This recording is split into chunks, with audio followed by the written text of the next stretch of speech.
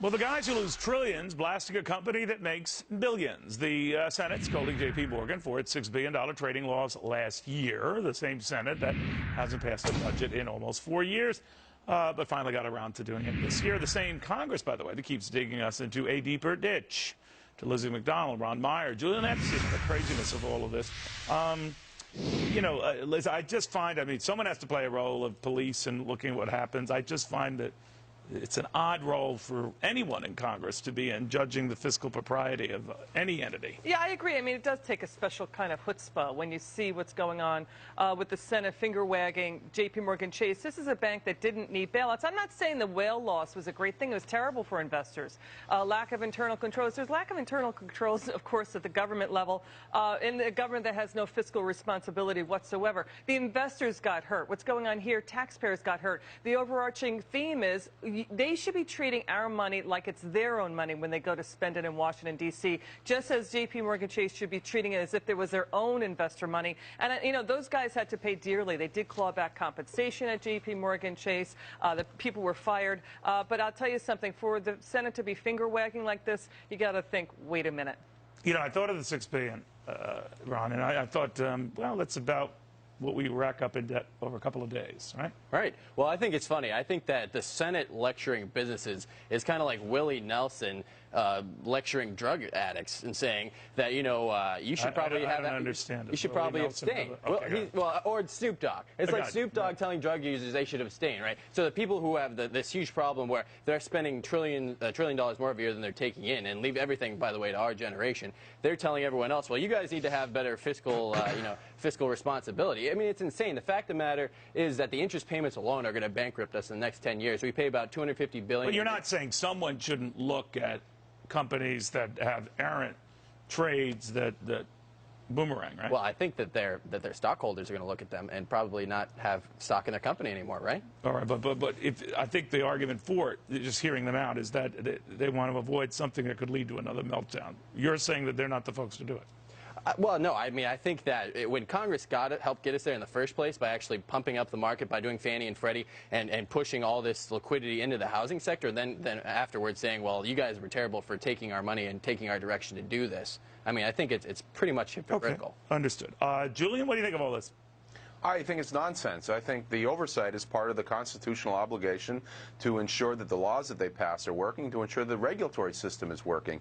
In the case of the whale trading fiasco, you had a situation where the very integrity of the markets are at stake. You have, according to the Senate report, J.P. Morgan lying to investors about losses, lying to investors about risk, lying about capital requirements, lying about the measures that they need to use. I could apply that, Julian, to Congress itself. No, lying lying about fiscal propriety, lying about commitments to the American people, right? No, it's absolutely wrong. This is about transparency and integrity in the market to give the investors the confidence they need. Fair enough, to Julian, but invest into the the people market. who are talking about transparency. That's a very different situation. I grant you, Julian, I think you're right, but they're hardly in a position to judge about anything regarding proper financial roles. Neil, right? This is really confusing apples and oranges. What Congress is doing, everybody bemoans the political gridlock. But what Congress is doing with respect to the budget is very transparent to everybody. No, wait a second. It doesn't matter. You know what? Transparency doesn't matter. We have the worst economic. Hang on, let me finish. We have the worst economic recovery since FDR, and we have spent $16 trillion. Listen, the attitude is from Jamie Dimon was he said this is a tempest in a teapot. That was a wrong stance to take. But it's the same stance you see in Washington D.C. that deficits don't matter when it's tax dollars. All right, let Julian explain. Julian, explain. Julian, just explain your point. Explain your point. It's a ridiculous argument. What you see in Washington is political gridlock, not the fact that numbers and facts are being hid from the public. It's that people can't agree on the philosophical approach. People can't agree on whether or not you take a big slice out of the deficit when you're at 1% growth. People can't agree, and the Republican Party can't agree amongst itself about what to do about entitlements. People can't agree on what level taxes ought to be at. These are fundamental disagreements that are fought out in elections. Well, but you can't ignore math, though. Part of the political process. Let's be really clear about that. This is totally different.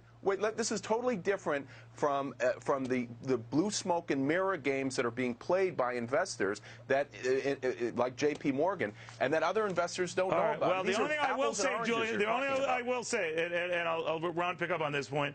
The difference was that the company quickly seized and acknowledged the mistakes, owned up to the mistakes, punished representatives at the company for the mistakes, and were held accountable by shareholders for those mistakes. And the shareholders, ultimately the owners of the company, came back and placed their confidence in the way the company handled it. But go ahead. Well, Neil, I think you're exactly right. What Congress is doing is really ignoring math, because we have interest payments we have to pay every year, just like everyone has to pay their minimum credit card bill every year, just like you have to pay the interest on your mortgage. We have a mortgage, we have an interest payment we have to pay. It's $250 billion a year right now. In 10 years, we're looking at nearly $1 trillion a year just for interest payments. $1 trillion. Where are we going to get that $750 billion? We're going to either have to dramatically cut services in the government and national security that we actually probably vitally need. But you're not saying the government can't have its cake and eat it too, or can't do two things at once, right? No, what I'm saying... mean, now, if one of its jobs is oversight of fiscal impropriety, even though it might ignore its own, but if there's something that was bad here, they should police. Listen, I think that they should take more time, instead of spending this time lecturing businessmen, they should actually take time and write a budget that actually balances. We have to have a balanced budget. This whole thing that Obama and the Democrats are supporting. So it's just the what appears to be the hypocrisy that bothers you, Lizzie. Yeah, it's again, accountability issues. We pointed out, listen, I'm not saying J.P. Morgan Chase was totally in the clear or in the right here, but investors paid the price there. Executives there paid the price. One committee member, I think, said we dodged a very big bullet here. We came close to something that could have been very bad. Yes, we could have. Yes, that's absolutely right. And the big banks do get a big taxpayer paid for a subsidy. I get it. So you agree with Julian, who says that it was worthwhile for them to look at this? Yeah, but it's worthwhile for them to look at the... No, I'm saying no. I don't agree with Julian. I'm saying that Congress needs to look to its own house, too. All right, Julian, final thought. Well, I think it is ridiculous to compare these two issues. No one seriously suggests that Congress should not be engaged in oversight in the financial markets, particularly when you see the kind of lying and so where does the oversight come in? Why is it not? My point? Hang on, let me finish my point. You know, we can have a more Why intelligent conversation if you stop talking over me. Finish your point, Julian, and then I'm going to let you finish that point. Okay, I mean, I get a third of the time, and your other two guests take two-thirds. No, you don't, Julian. I don't need the attitude. Just tell me your point. So look, the point here is that no serious person suggests that Congress should not conduct oversight when you have this kind of lying going on to investors that went on in the whale trading. The issue about debt and deficit, we all agree that Congress ought to fix that. We all also agree that Congress ought to get to 4 or 5% economic growth, policies that will get 4 or 5% economic growth. But let's just take I assume that your two other guests are conservatives. I mean, the conservatives and Republicans in particular have not put forward a balanced budget. The Ryan budget is not balanced. Right now, we are spending at about... Let me just talk here for a second. Right now, we have taxes at about 16% of GDP. Julian, you can filibuster this all you want. It is utterly ridiculous and impenetrably idiotic to ignore what is going on in Washington. By the way, I'm a Democrat, and I don't like what I see, because you know why? The IRS is getting bigger and bigger and bigger. The tax collector is getting bigger and bigger. The more government spending goes on, and it's hitting your wallet, and it's going to hit the middle-class taxpayer's wallet big time. Yeah, but I think the self-righteous rhetoric takes us nowhere. I think all you're doing is just giving us a lot of self-righteous rhetoric. It's not rhetoric. We're talking about reality here. Okay, that'll do it here. Have a happy St. Patrick's Day. When we come back.